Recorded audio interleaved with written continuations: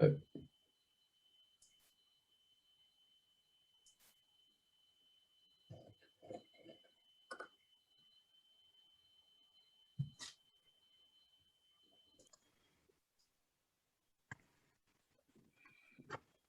Thank you very much, Tom, for the introduction.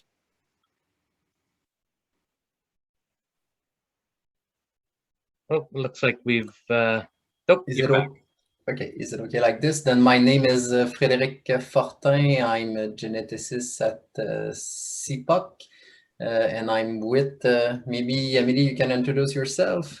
Yes, I'm Amélie Saint-Pierre. I work for the Genovis Data Support, so I probably already talked to most of the participants tonight. So my job is to help you to use the program and also to do some development in Genovis. And today you are at the second webinar organized by OSF. It's a three-step process. Then the first webinar was mainly theory on optimizing the genetic gain or genetic progress. Then this theory can apply to all species in animal breeding. And today we hope to have something much more interesting than last time, because we will go through some practical aspect of this optimization of the genetic gain and the way we will do it. And I can move to, to a couple of slides. The way we will do it, we will present some blind report, which take us to maybe the third step that we would like to go through with your group. Then the second step, or the meeting of today, or the presentation of today, it's we will take a breed group in Quebec that it's blind. You don't know which one, but it's real data from this. But it's real breeders. It's a real blind breed group. And also we will present some individual breeder report or plot or graph. But again, it will be the data of a specific flock that we have chosen or taken in the province of Quebec, coming from those meetings. And hopefully, what we want to show you today, it's how we do these kind of breed group meeting in Quebec, and what we would like to see, if you have some interests in Ontario or maybe in other provinces, to have those kind of meetings, not in French, in English, but again, really oriented toward, again, a breed group meeting and within just one specific breed group. Then toward our during the presentation, we will go through again the different aspects we have seen last time, but again in more practical in a more practical way. So we use many synonym or synonymous when we do those meetings. Maybe on the word you are seeing on my slides, the one that I prefer, it's virtual flock for a breeder or breed group meeting. And why I like the virtual flock, it's because we take all the animals, the ewes, the ram and the lamb, from many flock of one breed, and we consider it under the same roof, as if it is just one flock. And what we want to create, it's for you, because when we think about genetic gain, it's the way it works. It's usually you have one breed, you do mating with the animals of this breed, you buy some ram from other flock, and you exchange genetic with those other breeders, and it's why it's come up to the next slide. It's the more you can the genetic gain you can get from in your herd, it's not as important as if you work also closely in good collaboration with the other flock, and it's all together that you can realize a very good genetic gain. Then when we do these breed group meeting, but the topics that we discuss together, it's genetic improvement or optimization of the genetic gain. What I like about those meetings, it's really adapted specifically to the breed, and also we can say to the breeders. It's we could have a group from the same breed, maybe in two different provinces. They may have the same number of animals, but they may have different opinion on the different orientation they want to take with their breed, different objective selection objective, and we may have different recommendation for those groups. They may, yeah, again, have different aspect in their breed that make them different also, and may have different at the end, different recommendation.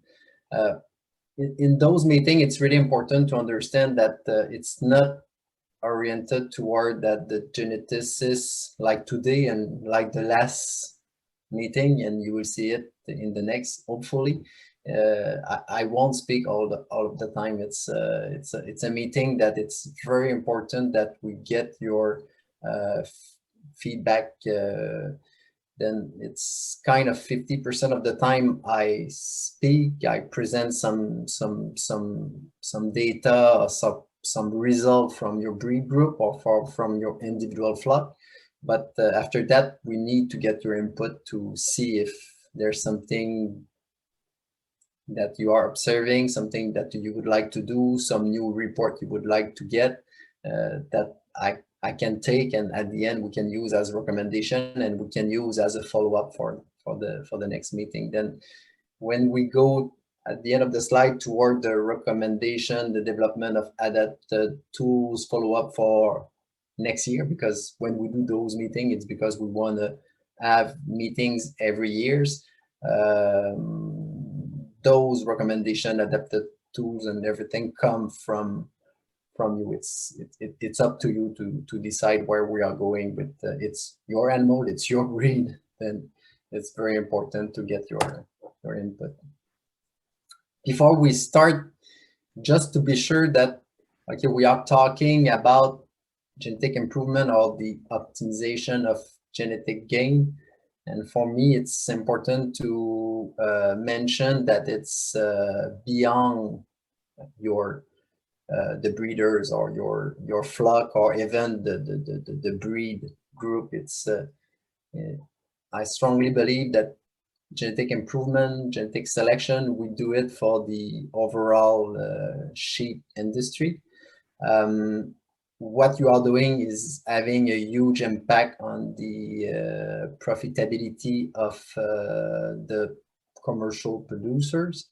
And it's why I strongly believe that having those meetings, if we can increase the genetic gain, then we can increase the profitability of those commercial producers or the overall Canadian sheep industry. Then genetic has a key role to play for the profitability of the industry, and in those meetings, I strongly believe that they are important. And again, what you will say within those meetings will count. I don't think I will go back again to this formula, but just a reminder that selection intensity, variation, accuracy, generation interval are the key aspects. We will see them through different report, through different graph, but what we intend is to affect one of those components, because if we affect one of those components, we increase or we optimize the genetic gain, and it's our target. It's what we want to do. Then now, how does it applies? That's an example of one breed group analysis that we have done. Then we present the number of flock and it was here. I think it was Amélie, you remember? I think it was the third meeting of this group. Is it that? Yes. And we put in gray, it's the number of flock we had the last time. Then thank you. I think Amélie put together those slides, and you have chosen a breed group in Quebec that the number of flock increased. It would have been sad if you you would have chosen. Then maybe they appreciate the first or the previous meeting they had, and the previous year we had 6 flock, and then at that meeting, that specific meeting, we had 10 flock. That in total had 1,653 purebred ewes in inventory. Then you can see that this specific breed group were having a huge number or a significant number of ewes, and this number here, what I can say, it's the number I use, and it's from past experience, the number we are throwing. It's and I mentioned it the last time at the last presentation. It's we say between 200 and 400. Let's say 400 ewes is a minimum, that if you reach this minimum, you can do very high genetic improvement while being able to maintain a low inbreeding level. Then you can have a close flock with 400 ewes and do very good genetic gain. If you are below 400 or 300 or 200 ewes, what will happen if you are having very high genetic gain? It's you will increase the inbreeding level to some extent. Then at some point you will need to import animal from your close flock or close herd to lower down the inbreeding level. Then it's why we try to convince the breeders to bring friends in those meetings, to have at least people that they have the same vision, the same orientation than you, and the same breed than you. Then you can exchange some genetic to reach this specific 400 ewes.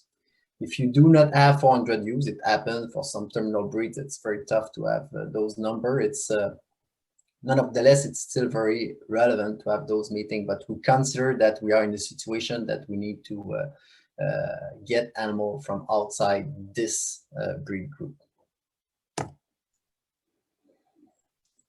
This one is a very simple graph. What we see is the years at the bottom from 2011 to 2020. Then this blind breed group report was done not last year, probably in the spring 2021, Amélie. Then we had all the data from the previous year, then up to 2020.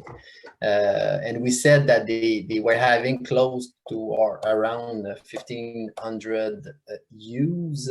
Then you see the evolution in red of the number of ewes from 2011 to 2000. Can I have here I can... And here I'm showing also the evolution of the number of sires, and they were having at the end in 2020 also 90 sires has been active in their inventory. And we want to give also the information for the individual report for each flock. Each individual 10 flock, they get the evolution of the number of ewes and the number of sires. Hey, Fred, just a minute. I have some question for you on the last slide.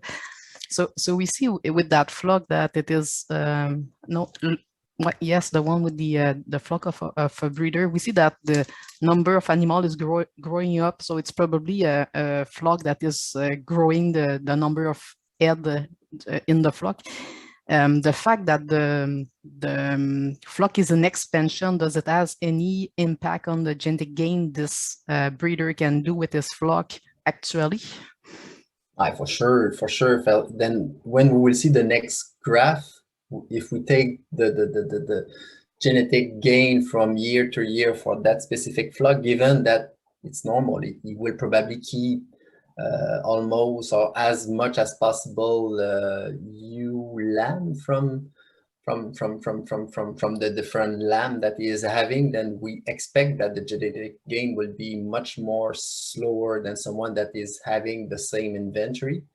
And sadly, and I've seen that in the past, someone that is reducing the inventory, and if he is culling the animal with lower breeding value, then we may see the other way around. We may see an improvement also in the genetic gain, given that the inventory is going down. Then in a stable situation, then it's not an excuse, but someone that is increasing his inventory, we can expect to have a slower genetic gain from that flock. Okay, and is it relevant for a breeder that is in expansion to be part of a breeder group, or it's better to grow the flock and then to join the group? No, join as soon as possible, because first you will get used to understand the report and you will start to be part of the discussion. And most of the thing we are discussing, it's probably already all the breeders knows it, but you talk about something that you want to get in 4 or 5 years or 6 years from now. When we will talk about the breeding objective, maybe having a personalized or a breed group index. It's something that you define today, but will have an impact maybe in 4 or 5 years from now. Then it's really important that those breeders to be part of those meetings, as even if they have only 10 ewes and they think that maybe in the future they will go up to 50, 100, they should be part of those meetings just to understand what is happening and give their opinion. And then when they grow slowly, after that, all the tools and all the orientation that has been taken is answering their specific need that they have been able to tell us a few years ago. And is it an obligation to have registered sheep? Because there are some breeders that have like straight blood animal that are not registered through CLRC. Can they be part of the group? Is there an issue for the group if there are some animals that are not registered within the group? See, what I will present today, we never go in such fine tuning and relevant aspect of genetics selection. In Genovis, as you know, we don't need to register the animal. Then all the breeders at the beginning will be accepted to be part of those groups. But what you can see, it's something that for sure we would like to bring as a discussion between breeders. And do we need to do some report about it? Is it an orientation that all the group needs to take in the future? But for sure, we need to discuss it. We need to bring that discussion, and the breeders or all the breeders around the table needs to say their opinion about it. Again, it's always oriented toward optimizing the genetic gain, having the most of the breeders participating, helping to get the better genetic improvement. And we need all those breeders, and we know it can cause or can affect the genetic gain if some of them are registered and some of them are not registered, because it means that some of the breeders will not take the genetics of the other breeders if the animal is not registered. And for sure, it's something that we would like to discuss and consider. This graph, that one, it's more for, because I knew that the breeders will ask for it. It's every year what you get. For example, in 2018, this is for the breed group. It's the number of lamb per month. And in 2018, sorry, it's that one here.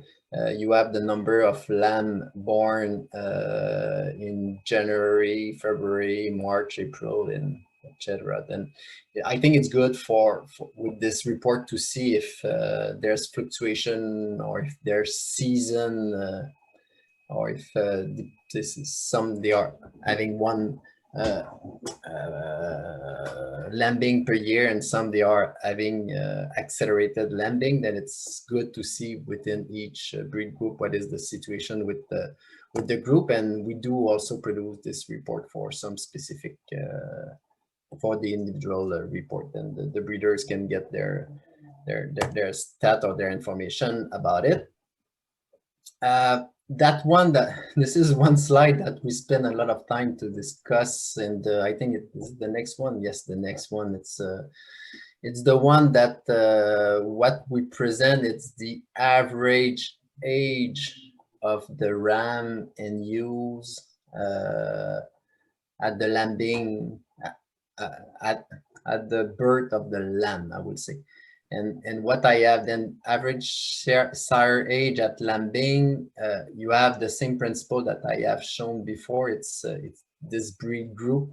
The previous meeting, the age of the sire at lambing, at lamb's birth, sorry, it was 36 months.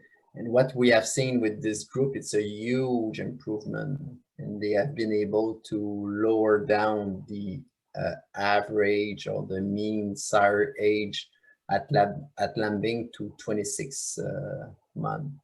We have seen a low improvement to the ewes, but we haven't done any recommendation for those groups to do any improvement to the age of the average age of the ewes at lambing. And you understand here we are addressing, or we want to lower the generation interval, and we know that it can be less costly and rapidly done through the sires.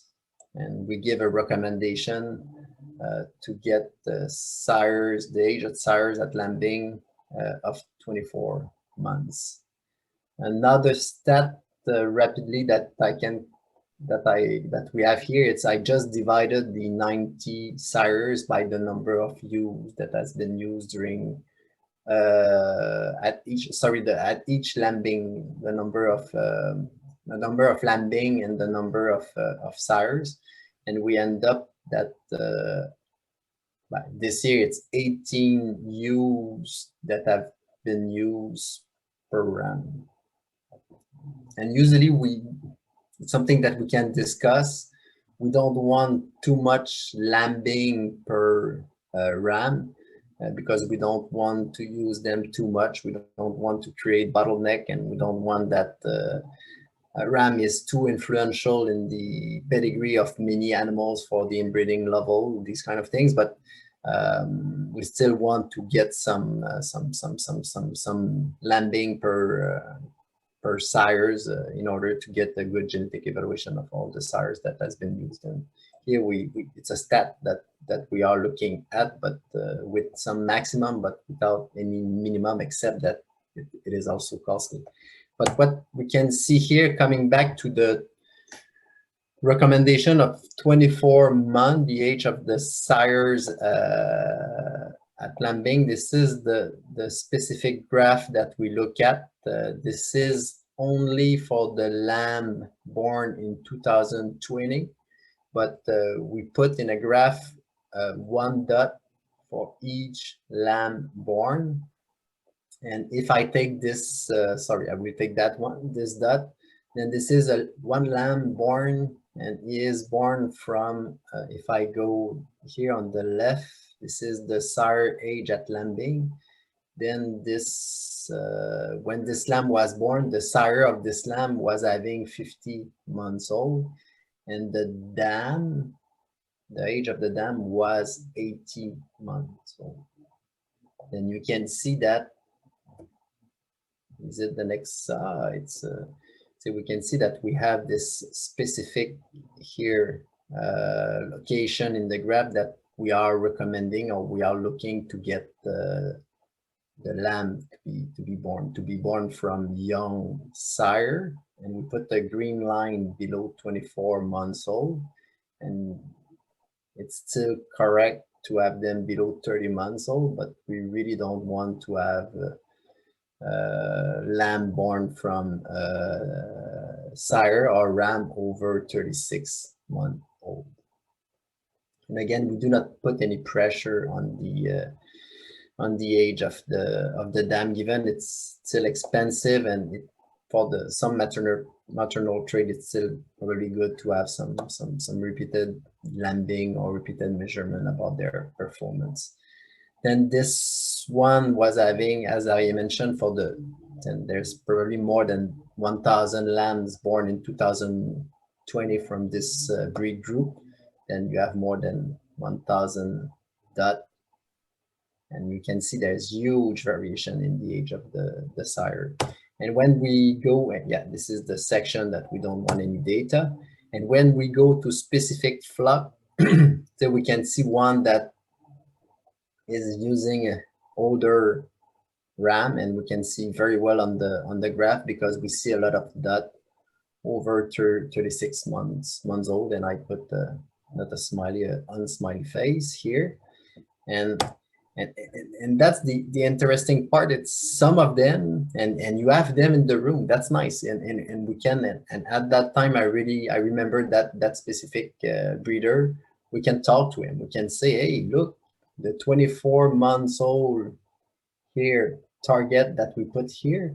Most of the lamb is below that, and it's really young. Then people or the other breeder were asking him some question, how you can do that? It's a how young can be the ram. And he was talking about sometime I'm doing a couple of meeting of 8, 9 months old ram, but I see he was doing it with some careful say he was having a low number of ewes, giving some rest to this young ram, and after that was able to sell the ram. Then I don't know if you can see, this is exactly the kind of discussion we would like to create within the group, to see if there's good practices that can be shared with the others. And there's no geneticist that they can give a good,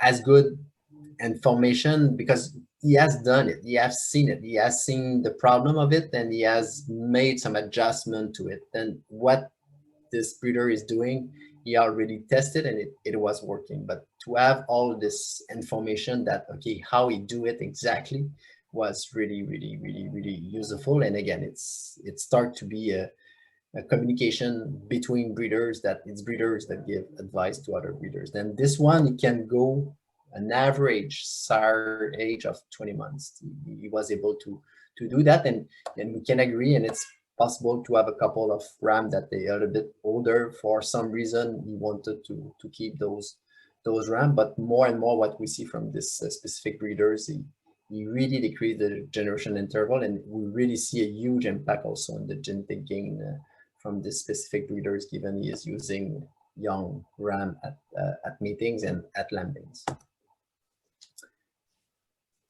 Next one, we are talking about genetic gain. I start with the generation interval and just looking at the inventory of the flock, because it's obvious it's where to start, and it's probably the main item we want to cover in those meetings. But after that, we have to look at just the genetic trend. We have them for all the indexes and all the different EPDs and the different traits. Here you have the MAT index, and as simple as you have the group, the 10 flock togethers, all the animal together, this is the genetic trend. And he was able, here they were able to do a little bit, say it's 10 years, and they have made a 10-point improvement in the MAT index. And here you have the other flock from outside this group in red. And the other graph we can see, we still have the other flock in red, and that one is nice. It's we do the graph with all individual flock. Then we can give the information to all the breeders, or they can see in their individual report which line they are. Then they recognize themselves, but more than that, they can compare themselves to others. Then I was talking about, okay, here the group can do 1 point per year. Then they can do a genetic gain improvement in the maternal index of 10 points over 10 years. But we can see which one here, the red one here is it that one? You can do a little bit, yeah, you can do 1 point also per year. And while you can see that some others, they don't do any genetic gain at all, then I think it's good to see that. But what we have seen, and we don't see it in this graph, and it's what I wanted to say, it's we have seen through the years that some of them, they can go up to almost be able to double that. Then they can, instead of doing 1 point index per year, they can go up to maybe 2 points per year. Then they can do, but it's what we will see over the years. They have not done it yet, but I think in a couple of years, what we will see is we will see improvement of 20 points approximately within some flock when they really apply some of the rules or some of the recommendation that has been taken within the group, and we can see some kind of huge variation in genetic gain. Then here you can see the individual report. Then you get the Canadian reference, you get the group reference, you get the flock reference here with the triangle. And the other thing we have added with the individual report, it's the dot, which correspond to the RAM that has been used during the last year. Then if year it's sire 2020, then I look at all the lamb of the 2020, what are all the ram that has been used to produce those lamb in 2020 within that flock.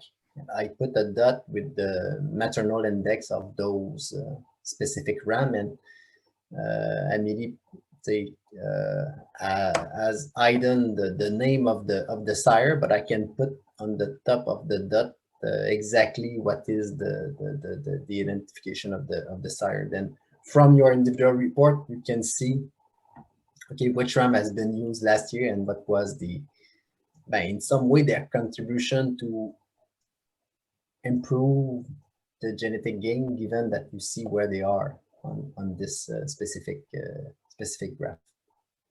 And what I like about the sire, it's when we will go through the different traits, it's you will see sometimes some sire are having some strength, some weakness, and you will rapidly through the reports see, and sometimes people, they get very surprised. Hey, okay,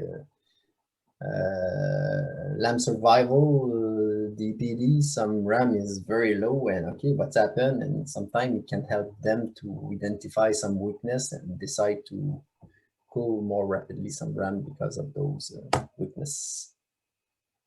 And again, the green line that we have seen before, it corresponds specifically here to this individual flock, and then we will look, when we will look to the other report,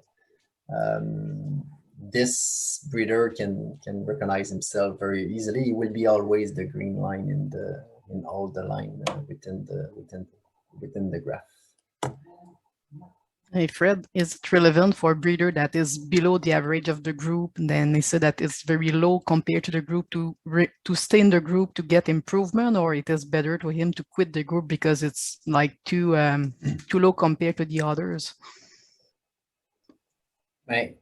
The way I see it, it's always good to know where you are, and after that, it's up to you to take your decision. If maybe you are working on something different for a couple of time, or but why not to know what are your situation compared to the other, and why not to know what are your strength and weakness when you compare to the other, and I don't see any negative impact of having one additional flock to these breed group meetings, even if he's not applying the recommendation, even if he is not using the EPDs. There's maybe something very specific that one day will interest him, or he may be working to, we'll talk later about the scrapies, we may talk about inbreeding. There's maybe something very specific that, okay, that's for him really important, and that's what he will take from those meetings. But I always recommend that all the breeders, if you have the chance to try to convince someone to be part of those meeting, please do it. It cannot be negative. I always see positive, except if the the person always say personal comment and it's difficult to have the meeting because of the bad behavior of that person, then I will reconsider, but I don't see any negative impact. The exception that we can see, maybe, Emily, it's if the breeder do not have any animal from that breed, then I don't see the value of having this breeder within the group. We say we please have a group within the breed that you are having. We will work with you with having 2, 3, 4 breeders, and then okay, we can move on and we will discuss together. That I think you need to have animal within the group. I think that's and also maybe today, I don't know, from the first discussion we had also, but if we have those meeting, if we can have some advisor from Omafra, I won't give any name. If we have someone from AgSite, if we have some student from the University of Guelph or whatever, if we have some advisors, for example, that they would like to be part of those group, why not?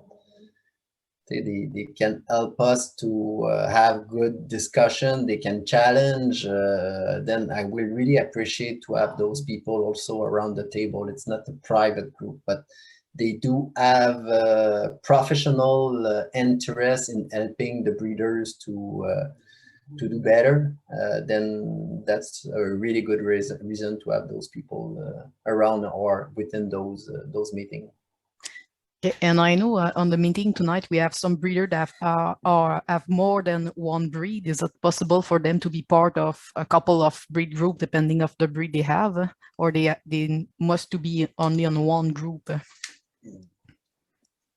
They can be part of, and they should be part of the different breed group because they have those animals and we need their input to know what are the orientation to be taken in those breed group. And no, they have to be part of, yeah, at the beginning, it may be a little bit slower because we need to explain all the report, but you will see, like it's the 3rd time we do it in Quebec, then now we do it also through the video conference. We can do it within 1 hour, and I prefer that we keep it short. Then it can be part of many meetings, and we will go after a couple of meetings. So we can send you in advance the report. You will see them, you know, the recommendation. Then we will just go through the result, and after that, it's we start the discussion and where we need to work. What are the information you need for next year, and then I will work on that, and we see you all next year.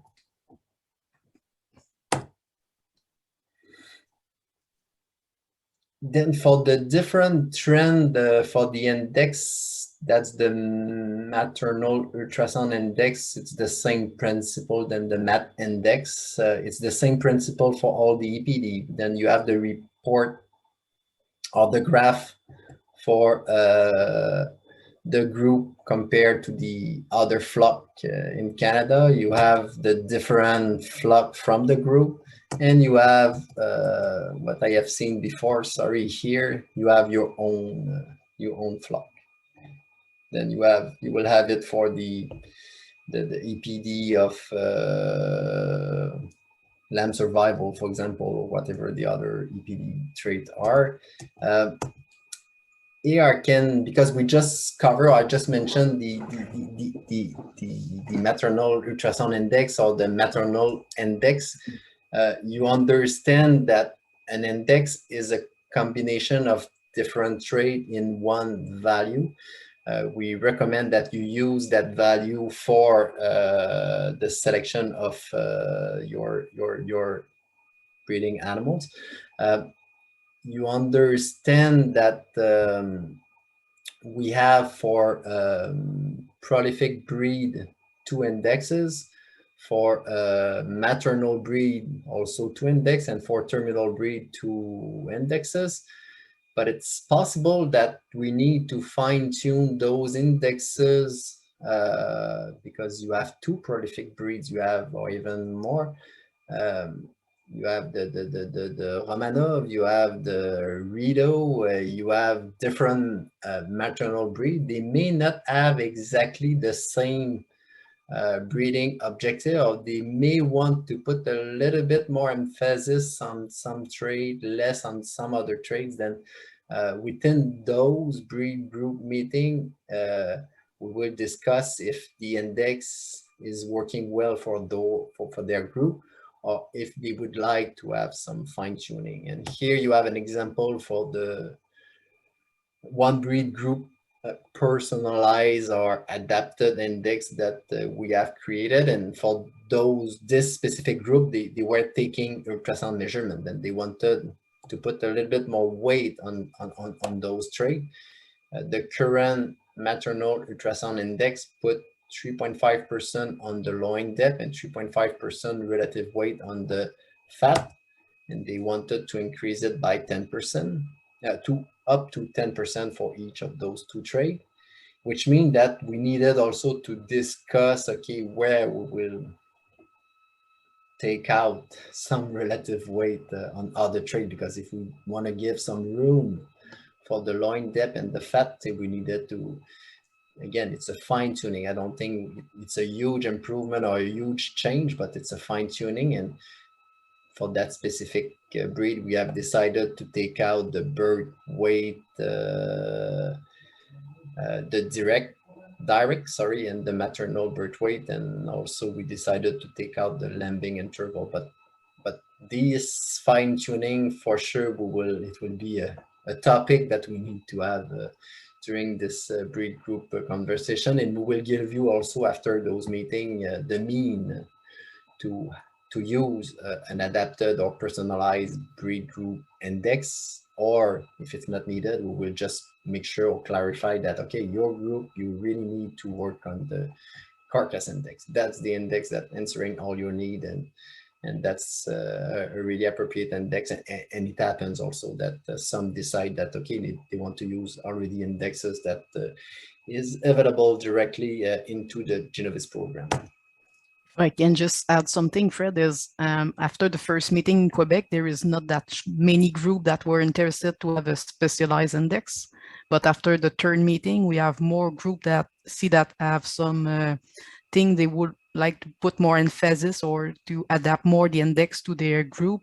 So we have, I think, 3 or 4 groups now that have their own index adapt to the breed. But at the first meeting, most of the breeders were not there. They just look at what are the possibility, and after putting in place some recommendation and looking at the data, after 3 years they have some needs, and now they are ready to have something more that have a better adapt to their breed group. There are some pros and cons of having personalized index, but the things that I really like about it, it's breeders decide. It's we ask them question, and I think just after the meeting they continue to discuss about it, and when they come back to the next meeting, sometimes they have an idea, and just those fine tuning that it's 100% adapted to their need and has been decided 100% by them. The adoption is much more better. It's their index that they want, and I think it make a difference in the use of those index when it's from their decision.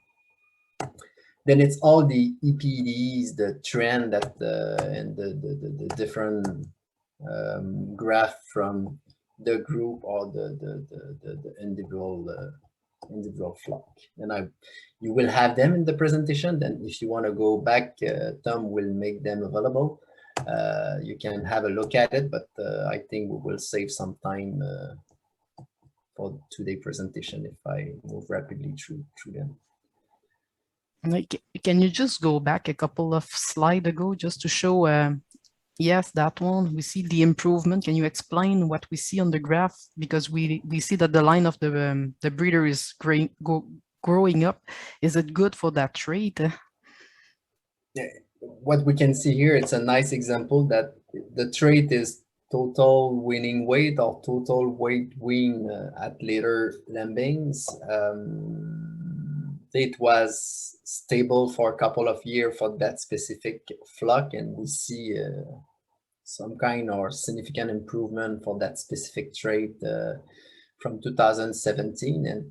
And what we can see also is some explanation. You can see that here the two sire that has been used in 2020 were really good for that trait. And I think it's good for the producer to see that, okay, maybe it was not that good for many trait, maybe it was not good for the MAT index, but there's some specific trait that, and he may have the explanation behind it. Maybe for him, some trait is really important and he is having his own recipe and he wants to work on those traits, and we respect that, and we can see that it has made a difference in this specific case, and we can see it in the report.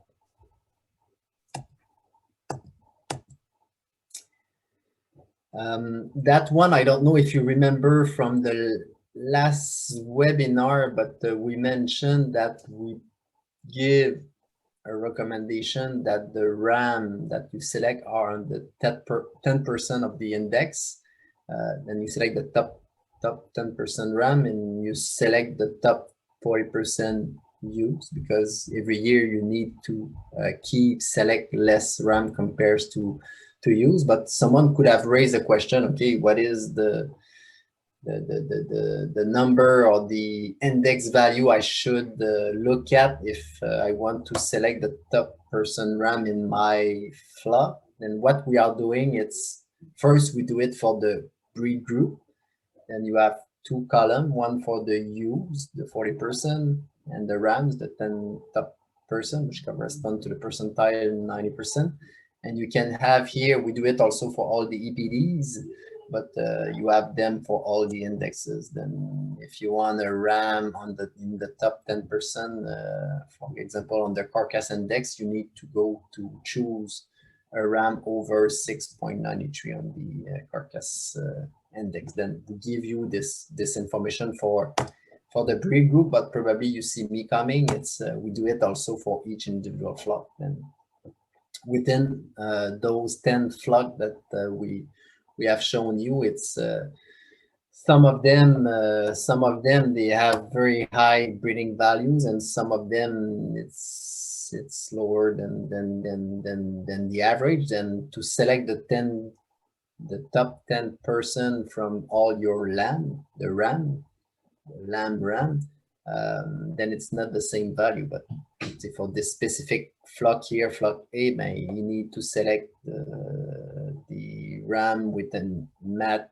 If it's the MATU index, it's the MATU with a value over 10.6, and if it's for the flock B, to reach the same genetic gain, then for him, even the breeding value are much more higher. Then you need to select a RAM with a value of 23.5.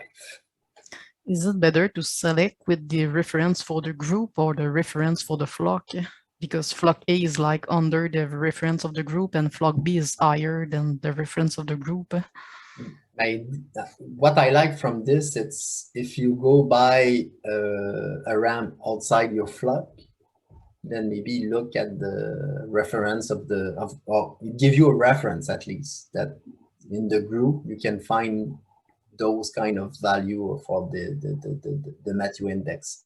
But if you are selecting within your flock, then you have to use those reference. I think it can play in both. Sometimes you may go outside your flock and you have to be careful that it will be tough to find high indexes in the top 10%, and sometimes it will just tell you that it will be easier when you compare to your flock. But we want to give you again the information, then it make your life easier. That one I think is also really appreciated from the breeders. Then we just show the top rams based on the index of the breed, having more than 10 progenies, and we can see the IDs of the the rams, then it's good. They can discuss together, okay, are they having a couple of rams? Maybe they should buy some rams from this specific breeders and try to use them a little bit if it's improved a lot their breeding values, and if they are happy with the usage of this specific ram. But I think it's good to look at those data. We do the same thing with foreign, can I say that, ram from outside the country.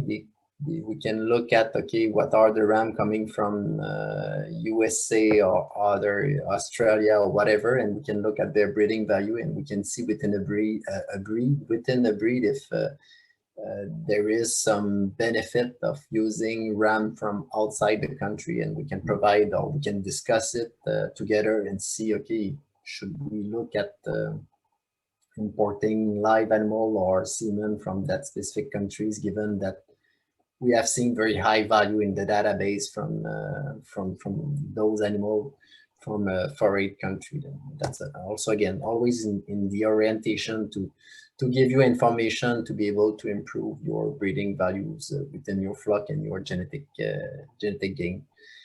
If we look at the top foreign ram, the top ram within Canada, but for sure we can do it the same thing for the ram within your flock. And I think it's good that sometimes it's funny. Sometimes some breeders, they know very well all the animal, or we look at it for the rams and also for the ewes lamb and the ram lambs. But sometimes you see some breeders that they realize, okay, why I have so good value from those animals, and they start thinking, okay, why they have not selected them, or they have not even seen them. And sometimes there's example of things happening that they decided to sold those animals for X or Y reason, but at least we provide them the information that, okay, they may have or had very high breeding value in their lamb prior the selection of the animals. Kindship table for rams.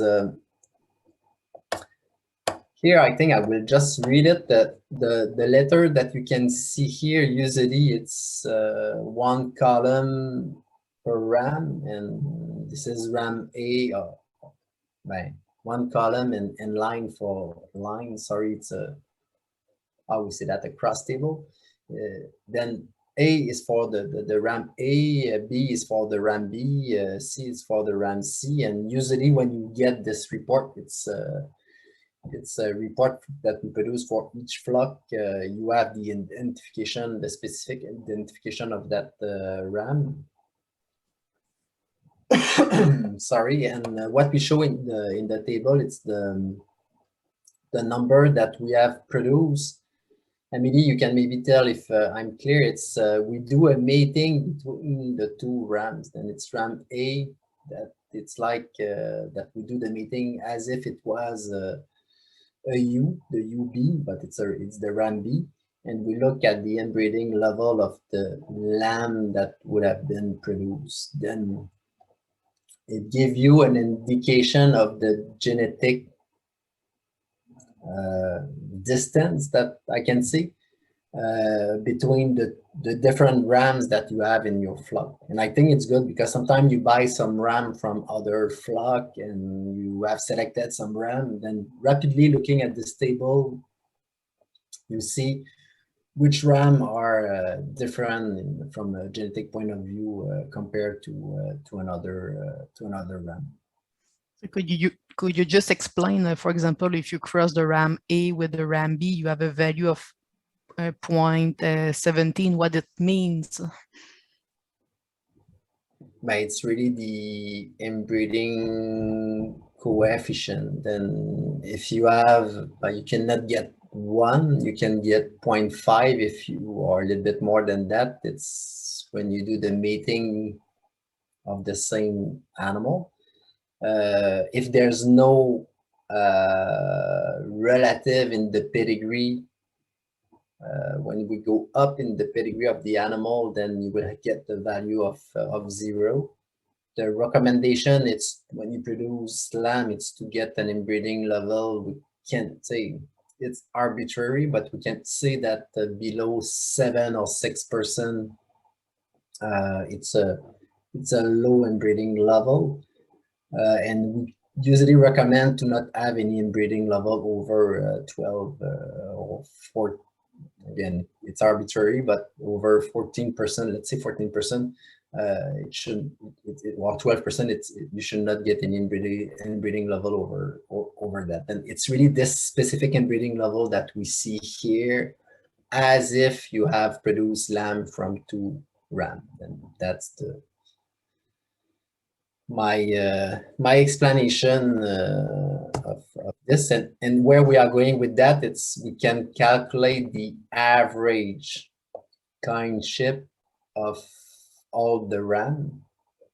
Then the ram A, the average kindship of A with B, C, D, blah, blah, blah is 0.11. And you have them for all the ram here. And you understand that if we can do the average kindship, we can calculate, here we have written the kindship, but we could say it's the average inbreeding level of, suppose, lamb. If we create the mating of the ram A with all the ewes of your flock, then that's another interesting value.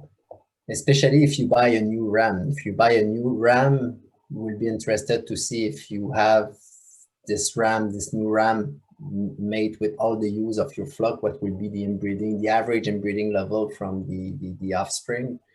Then you expect to get a very low value. And after that, that's the inbreeding level of the ram. That's another interesting information. Then there's an index of complete pedigree that we produce for the ram. We look at the maximum number of generation. Then if we take any branch of the pedigree, we can go up 19 generation for the ram A.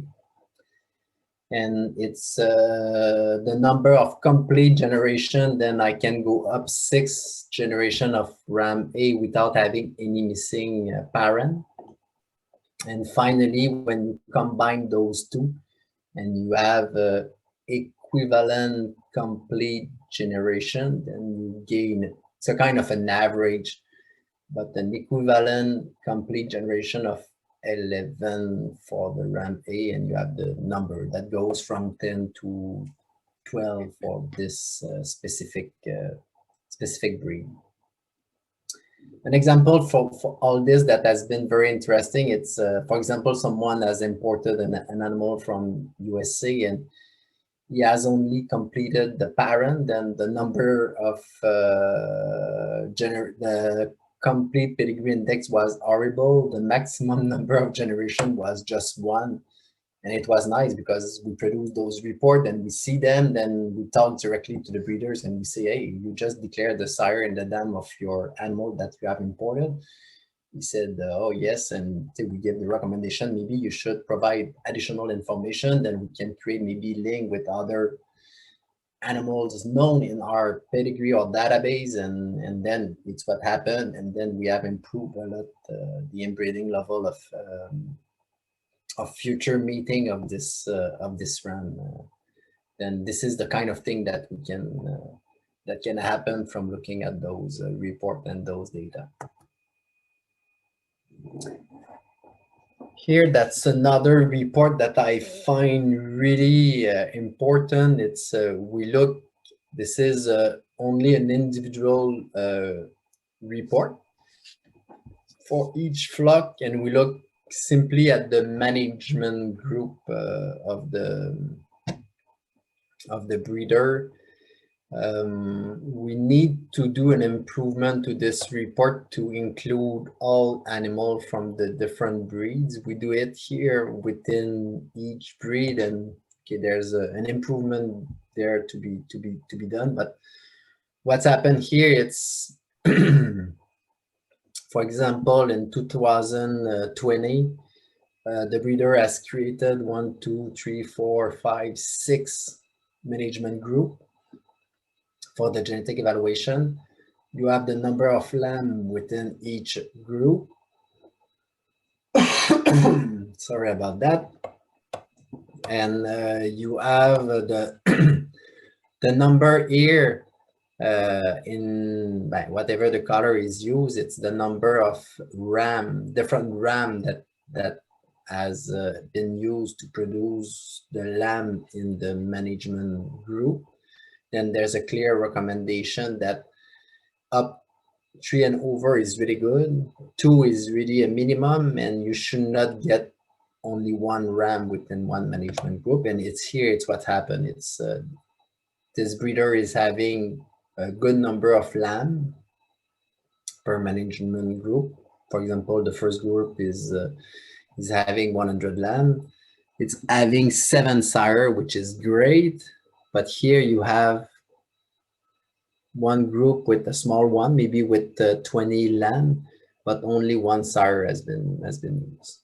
Sometimes it could happen for X or again Y reason, and it can be justified, but it's important to know that, and it's important to give this the recommendation to the breeder to create nice management group. And we can see here very nice, Emily, I don't know if you have observed it, but we see a nice evolution that probably it starts slowly with 1 group with few animals with only 2 sires, and from time to time here that the management group was the number of lamb was good, but only 1 sire per group. It was not a nice way to, then the genetic evaluation program cannot make a good difference between the effect of the environment that explain the performance of the lamb and the effect of the sire. And for that specific reason, we need to have at least 2 ram, and it's better to have 3 or more ram. And then we have seen some improvement, and now we are having even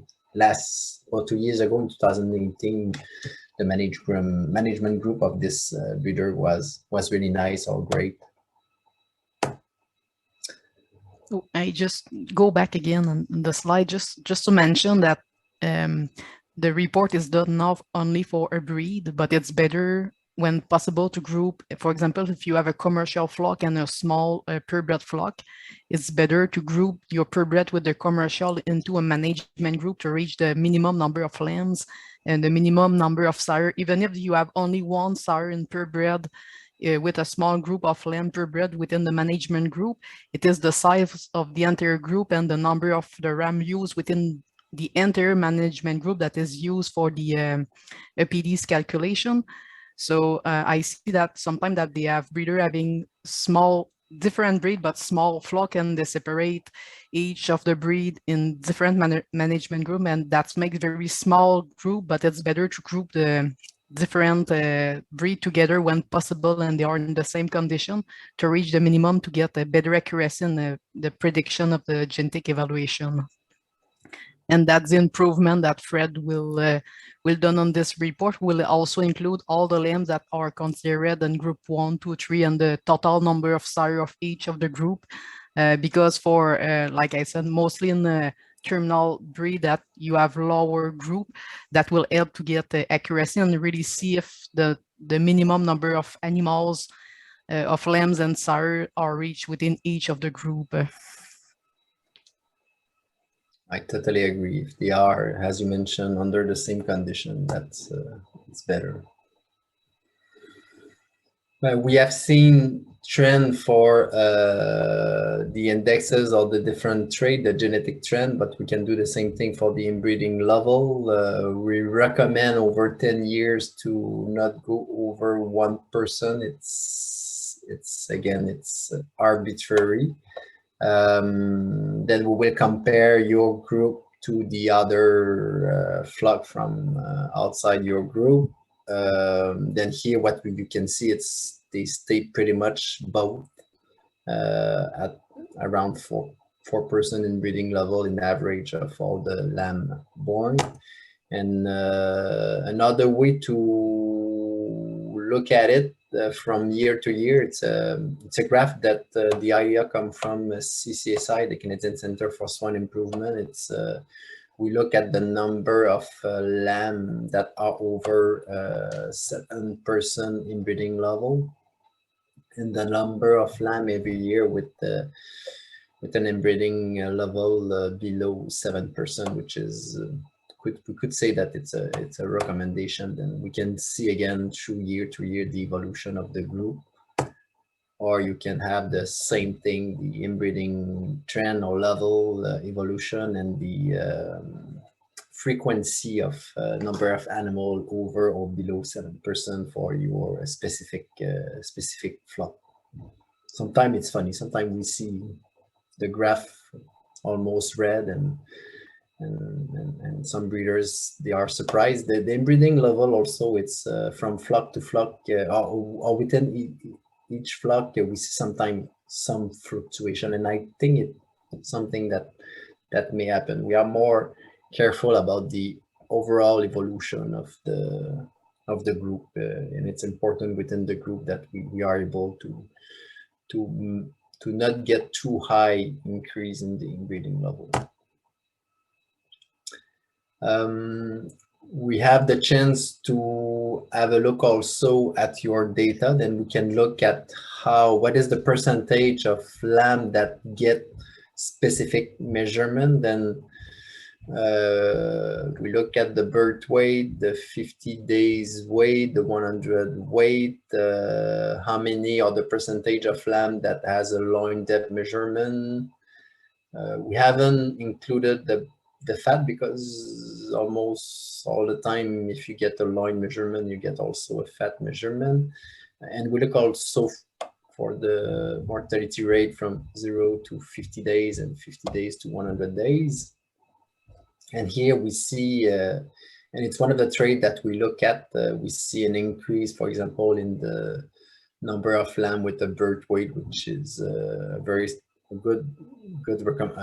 recommendation and a good practice to be done by breeders, to record the birth weight of the lamb. And here we look at usually make sure that the 50 days weight and the 100 days weight is close to 100, which is important. And depending of the objective, depending of the breed, sometimes we have high percentage of lamb with the loin measurement, and sometimes it's really low. And again, you will get the data from each individual flock. Here we see that almost all lamb get a birth weight, 50 days weight, 100 days weight. Yeah, depending of if it's a trait that should be measured or not within that breed. Here there were no measurement of the loin depth, and it's probably why we have put that on smiley face here.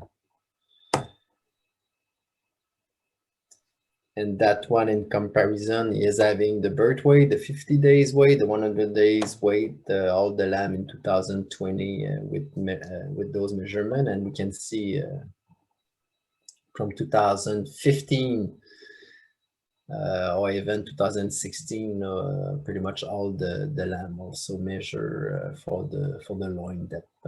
And this is the kind of thing we can see in each individual flock. That one, we do not produce it for all the breed or all the breed group meeting. It's a specific request from one breed, and it's something that may happen. It's they wanted to look more carefully at the mortality rate, I can say, from birth to weaning. Then what we have done for this group is we have looked at the different, but we put the mortality rate in different category. We had the mummified one, we had the abortion, and you can see it in blue and in orange that it's a low number of those category. And we look also at the stillborn. This is all the lamb that they die at birth, or they were dead at birth. We look also at the mortality rate from 0 to 10 days and from 10 days to weaning. And we were able to give kind of an evolution through times.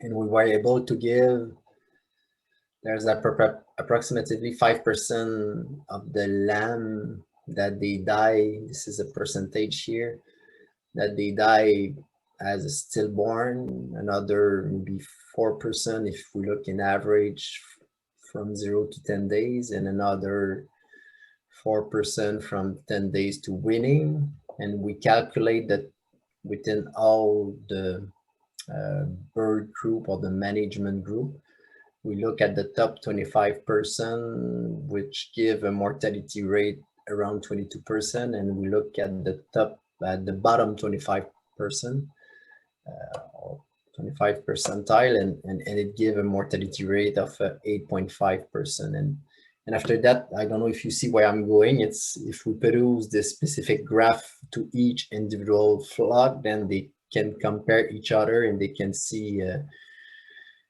if what is the variation, and if they are having problems compared to the other, or if they are a really good flock compared to the other. Then it's a way that they can do some benchmarking, and it's a kind of first step before maybe taking some action if some action is needed. And some discussion can be around, okay, how we can improve or reduce the mortality rate within our breed.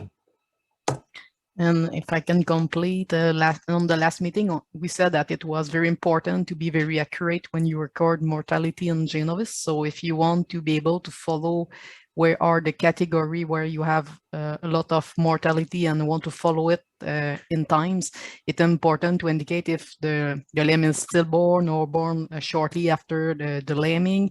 So if you are not accurate in the data you record in mortality, you will not be able to see the evolution and probably target a problem in your flock. So more accurate you are in the data you record into Genovis, more accurate we are to report you the information on different way to help you to find maybe some management tip or some kind of selection you can do to improve your flock on the weakness on the flock. It's a give and take. Give good number, we will go give you good report, and you can do good benchmarking, and then we start again. You give and take, and again, if we can discuss it together and you ask for it, I think probably we will get much more better data entry, and it's really important. The other one that it's key, and we mentioned it at the last presentation, it's to differentiate that this lamb has been weaned by the biological dam or raised dam. I can say that, Emily, and if it has been raised by or fed by the bottle. And we look here in this graph at the percentage of lamb fed by the bottle for the overall breed group. And the next one, it's we produce it also for individual flock. Then it sometimes if someone is not, it's the other way around. Sometimes some people give some bottle, but they do not declare all of them, and then there's a problem on the graph. And if there's a year that has been difficult to declare the information, we will see it on the graph, and it's a way that we can do some validation of good data entry again. And it's really important. The Genovis program is the strength of that program. It can differentiate very well the contribution of the raised dam or the real mother or the biological dam of the lamb, and give the good genetic contribution to the weaning weight. But it's important to tell if it's the bottle, the raised, or the real dam of the lamb. Is it finally we talk about at the beginning that we may be interesting for a group or breed group to look at the scrapie genotype records, it's possible to record that information into Genovis, and if the information is there, again, we will look at it. And for this breed group, we present the frequencies at 3 cottons, but the main one is the 171, and it's, yeah, and you can see that for that specific breed, they are having good frequency. Most of it's probably the ram that has been genotyped, and most of them, they are RR for the specific cotton, and then we encourage them to continue to genotype them, and they are in the recommendation, if I remember well, we give them the recommendation to select only ram being RR, with the expectation in the future to have almost all the ram will be born eventually from will be RR, and it helps also a lot to do the genetic selection of the ram when you do not need to discard any of them because they are QR. Then we encourage the group to genotype, and we do a follow-up on this. And here, this is again the same thing, but for an individual flock report about the scrapies genotyping.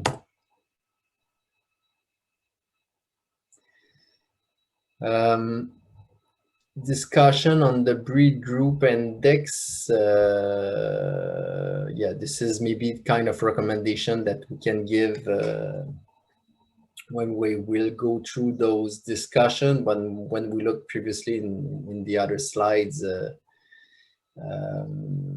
but this is the discussion we need to have before we decide to or to not create an index. Then, yeah, we will discuss if there's a need, or if we want, or to have ultrasound measurement on all the lamb.